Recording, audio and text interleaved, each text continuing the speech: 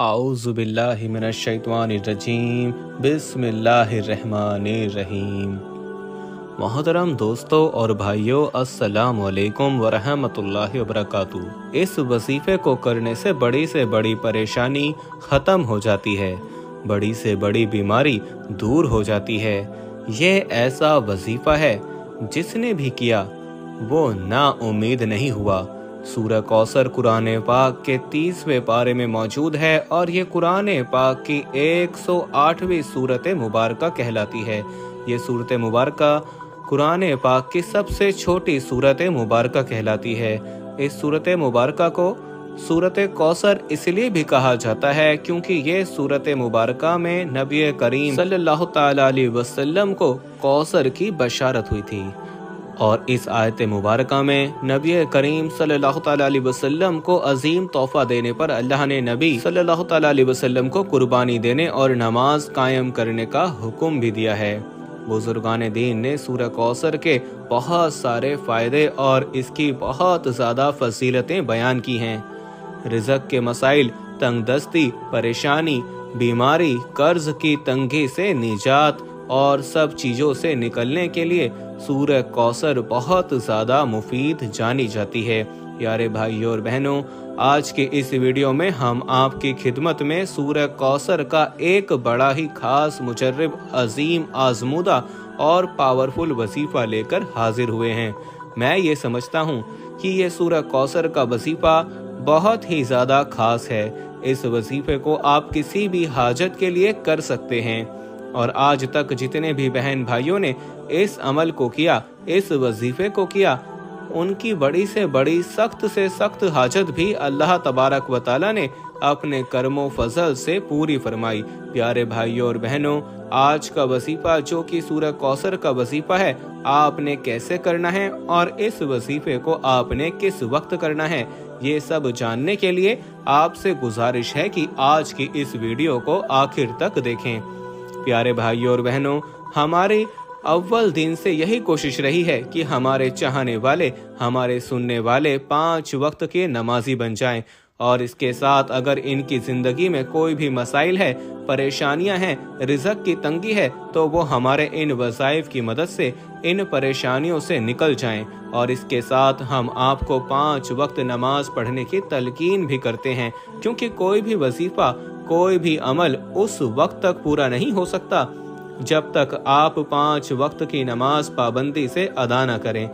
इसे आप सच्चे दिल के साथ करें, फिर देखें इंशाअल्लाह अल्लाह तबारक व तआला आपकी ज़रूर सुनेगा। प्यारे दोस्तों, अल्लाह तबारक व तआला को अपने बंदों से बहुत ज़्यादा प्यार है, इसलिए अल्लाह तबारक व तआला कुरान पाक में इरशाद फरमाता है कि जब मेरे बंदे मेरे बारे में पूछें तो उनसे कह दीजिए कि मैं इनके बहुत ज़्यादा करीब हूँ। इसके साथ इरशाद फरमाया कि तुम मुझसे दुआएं मांगो, मैं तुम्हारी दुआएं कबूल करने वाला हूँ। लेकिन बहुत अफसोस से कहना पड़ रहा है कि आज के इस मुआशरे में हमें अल्लाह से मांगने का वक्त नहीं है। आजकल हर बंदा यही कहता है कि इसके पास वक्त नहीं है, लेकिन वो फिर भी परेशान हाल रहता है। प्यारे भाइयों और बहनों, अगर हमें इस दुनिया में रहना है तो हमें जिंदगी गुजारने के लिए कुछ ना कुछ करना पड़ता है, लेकिन इसका मतलब ये नहीं कि हम अल्लाह और उसके प्यारे नबी हजरत मोहम्मद मुस्तफ़ा सल्लल्लाहु ताला अलैहि वसल्लम को मुकम्मल तौर पर भुला दें। और हमारा दीन इस्लाम इतना प्यारा मजहब है कि ये कभी ऐसा दर्स नहीं देता कि आप सिर्फ और सिर्फ अल्लाह की ही इबादत करें, बल्कि ये दर्स देता है कि आप दुनिया के साथ साथ दीन को भी कमाएं और जो भी मांगना हो सिर्फ और सिर्फ अल्लाह की ज़ात से मांगें। इसीलिए प्यारे भाइयों और बहनों, आज जो सूरह कौसर का वजीफा बताया जाएगा, आपने इस अमल को सच्चे दिल के साथ करना है और वजीफे को कंप्लीट करने के बाद आपको जैसा बताया जाएगा, इस तरीके से आपने अल्लाह पाक के हुजूर सच्चे दिल के साथ दुआ मांगनी है और अपना मसला, अपनी हाजत, अपनी तंगदस्ती, अपनी परेशानी अल्लाह की बारगाह में पेश करनी है। फिर देखें कि अल्लाह आपकी कैसे सुनता है। प्यारे भाइयों और बहनों, वजीफे की जानिब चलने से पहले आपको सूरह कौसर के चंद शान व नज़ूल बता देता हूँ। आस बिन वाइल जो कि मुशरकीन के सरदारों में से था, اس نے ایک مرتبہ مسجد سے نکلتے وقت نبی کریم صلی اللہ تعالیٰ علیہ وسلم سے ملاقات کی۔ وہ کافی دیر تک نبی کریم صلی اللہ تعالیٰ علیہ وسلم سے باتیں کرنے لگا اور دور بیٹھا قریش کا ایک گروہ یہ سب ماجرا دیکھ رہا تھا۔ قریش کے گروہ نے عاص بن وائل سے پوچھا کہ تو نبی کریم صلی اللہ تعالیٰ علیہ وسلم سے کیا باتیں کر رہا تھا؟ تو اس عاص بن وائل نے جواب دیا کہ میں اس ابتر شخص سے باتیں کر رہا تھا۔ اس نے ابتر کا لفظ اس لیے استعمال کیا کیونکہ نبی کریم صلی اللہ تعالیٰ علیہ وسلم کے فرزند عبداللہ دنیا سے رخصت ہو چکے تھے، اور عرب معاشرے میں یہ دستور تھا کہ جس کے خاک کوئی نار اولاد نہ ہو، یعنی کوئی بیٹا نہ ہو، تو ایسے شخص کو ابتر کہا جاتا ہے۔ لہٰذا قریش میں جو بھی نبی کریم صلی اللہ تعالیٰ علیہ وسلم کے دشمن تھے، عبداللہ کی وفات کے بعد انہوں نے نبی کریم صلی اللہ تعالیٰ علیہ وسلم کو ابتر کا لقب دینا شروع کر دیا۔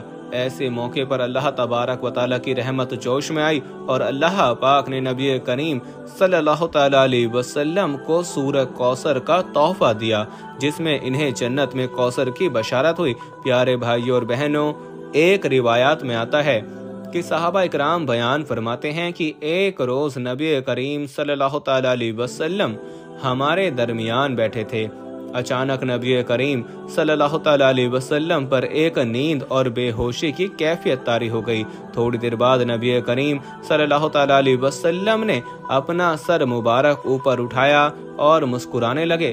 صحابہ اکرام نے پوچھا کہ اے اللہ کے پیارے نبی، آپ کس وجہ سے مسکرا رہے ہیں؟ تو آپ صلی اللہ تعالیٰ علیہ وسلم نے جواب دیا، مجھ پر ابھی ابھی ایک سورت نازل ہوئی ہے۔ پھر آپ صلی اللہ تعالیٰ علیہ وسلم نے بسم اللہ الرحمن الرحیم کے ساتھ سورہ کوثر کی تلاوت فرمائی۔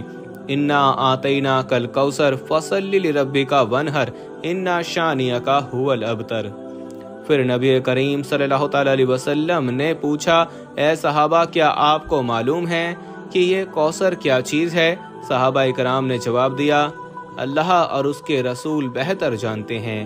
آپ صلی اللہ تعالیٰ علیہ وسلم نے فرمایا کہ یہ جنت میں ایک نہر ہے جس کا اللہ تبارک و تعالیٰ نے مجھ سے وعدہ فرمایا ہے، اور یہ ایک حوض ہے جس میں میری امت قیامت کے دن پانی پینے کے لیے آئے گی۔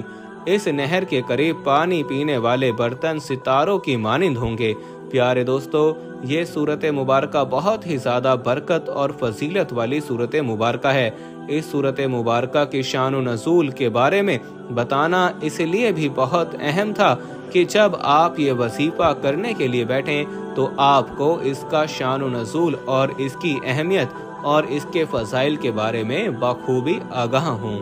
پیارے دوستو، اپنے عمل کی طرف چلتے ہیں کہ آپ نے سورہ کوثر کا وظیفہ کیسے کرنا ہے۔ یاد رہے کہ رات کو سونے سے پہلے یا عشاء کی نماز ادا کرنے کے بعد اس عمل کو کر لینا ہے۔ یاد رہے کہ سب سے پہلے آپ نے 2 رکعت نماز صلاۃ الحاجات ادا کرنی ہے۔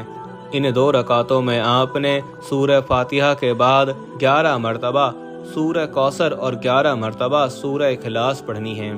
اس نماز کو مکمل کرنے کے بعد آپ اپنی جگہ پر بیٹھے رہیں، یعنی جانماز پر بیٹھے بیٹھے 129 مرتبہ آپ نے سورہ کوثر کی تلاوت کرنی ہے۔ بسم اللہ الرحمن الرحیم 129 مرتبہ سورہ کوثر پڑھنے کے بعد آپ نے اپنی آنکھیں بند کر لینی ہیں۔ آنکھیں بند کر کے آپ نے اللہ تبارک و تعالیٰ کی کچھ دیر تک حمد و ثنا بیان کرنی ہے، اللہ تبارک و تعالیٰ کی بڑائی بیان کرنی ہے، اور یہ اپنے آپ کو باور کروانا ہے کہ اللہ کی ذات کتنی زیادہ عظیم ہے۔ اس کی بارگاہ میں ندامت کے چند آنسو بھی لازمی بہانے ہیں۔ اگر آپ کو رونا نہیں آ رہا تو کم سے کم رونے والا منہ لازمی بنائیں، لیکن آپ جو بھی عمل کریں وہ سچے دل کے ساتھ کریں۔ آپ کی پوری کوشش ہونی چاہیے کہ اللہ آپ سے راضی ہو جائے۔ پیارے دوستو، یقین مانیے کہ جب اللہ کی ذات بندے سے راضی ہو جاتی ہے تو پھر دنیا کی کوئی بھی طاقت اس بندے کا کچھ نہیں بگاڑ سکتی۔ لہٰذا ہمیشہ اللہ سے مانگنے کا اپنا یقین بنا لیں۔ اللہ تبارک و تعالی آپ کو کبھی محتاج نہیں کرے گا۔ انشاءاللہ اس عمل کی برکت سے آپ کی جو بھی جائز حاجت ہوگی وہ اللہ تبارک و تعالی اپنے کرم و فضل سے پورا فرما دے گا۔ دعا ہے اللہ پاک میرا سنانا قبول اور منظور فرمائے، آمین۔